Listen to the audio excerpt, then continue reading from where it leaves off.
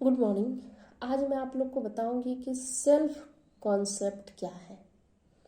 तो यदि हम सेल्फ कॉन्सेप्ट की बात करें कि इसमें आत्म अभिव्यक्ति किसे कहते हैं, तो विभिन्न सेल्फ कॉन्सेप्ट पे विभिन्न मनोवैज्ञानिकों ने अपने अपने ढंग से इनको परिभाषित करने का प्रयास किया, अपने अपने बातों को उसने रखने का प्रयास किया।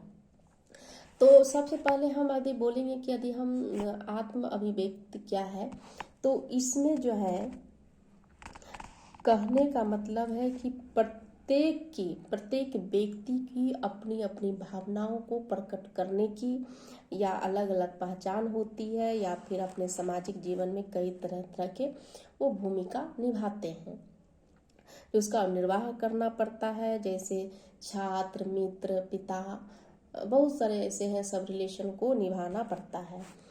और कुशल निर्वाह व्यक्ति द्वारा तभी संभव है जब इन जो है भूमिका को पूर्ण रूप से जो है सशक्त होता है। सशक्त के अभाव में व्यक्ति जो है संबंधित भूमिका को सूक्ष्म पक्षों को समझ नहीं पाता है, वह श्रेष्ठ भूमिका नहीं निभा पाता है। तो इस संबंध में जो है बहुत सारे मनोवैज्ञानिकों ने अपने अपने ढंग से परिभाषित करने का प्रयास किया, जिसमें कि सिगमंड फ्राइड ने, उनका कहना था कि आत्म संप्रत्यय के लिए जो है अहम शब्द का प्रयोग किया और उसने आत्म संप्रत्यय को व्यक्ति को एक संगठित भाग माना। सिगमंड फ्राइड के जो है मत के अनुसार अहम एक मूल्यांकन करने वाला मतलब अभिकर्ता है, जो कि बुद्धिपूर्णता ढंग से उन व्यवहारों को करता है जो व्यक्ति को आनंद को अधिक तथा पीड़ा को कम करने में सहायक होता है। उसके बाद विलियम जेम्स ने आत्म संप्रत्यय के विषय में अपने विचार प्रस्तुत करते हुए कहा कि इसमें जो है व्यक्ति को मन तथा शरीर, परिधान या आवास, पति पत्नी, बच्चे, संपत्ति, ये सब सम्मिलित होते हैं। उसके बाद मिड सलीवन ने भी आत्म संप्रत्यय को परिभाषित करते हुए कहा है कि व्यक्ति स्वयं को उसी रूप में जो है प्रत्येक समझता है जिस रूप में दूसरों लोग उसे देखते हैं। इसका जो है मिड एवं सलीवन ने प्रतिबिंब मूल्यांकन का नियम भी कहा है इनको।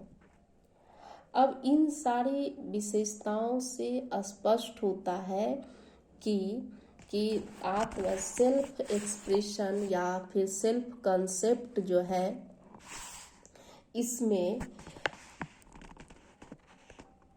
इसमें भूमिका को जो है बहुत सशक्ति से या फिर प्रत्येक इस तरह से निभाया जाता है कि इंसान हूबहू उसी रूप में उसे प्रेजेंट करता है।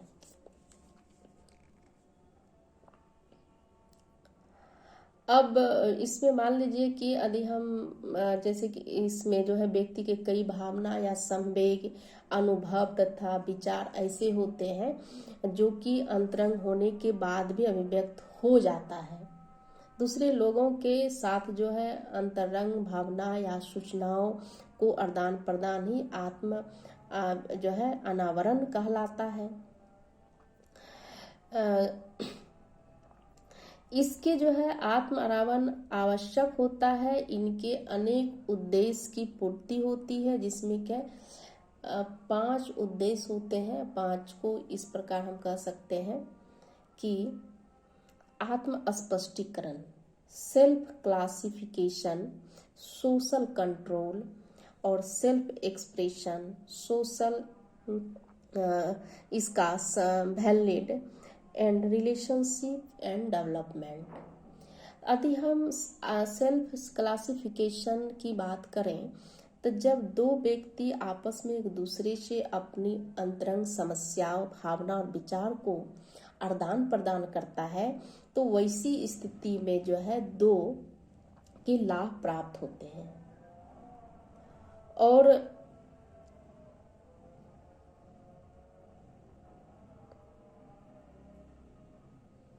और आपस में एक दूसरे को अत्यधिक जो है गहरा से समझ भी पाते हैं, गहराई से, और इनके बारे में अधिक स्पष्ट जानकारी भी एक दूसरे के बारे में प्राप्त हो जाता है।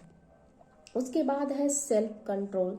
सेल्फ कंट्रोल में होता क्या है कि अंतक्रिया जगत में जो है नियंत्रण रखने का उद्देश्य में व्यक्ति अपने अंतरंग विचार या अनुभव को छिपाए रखता है।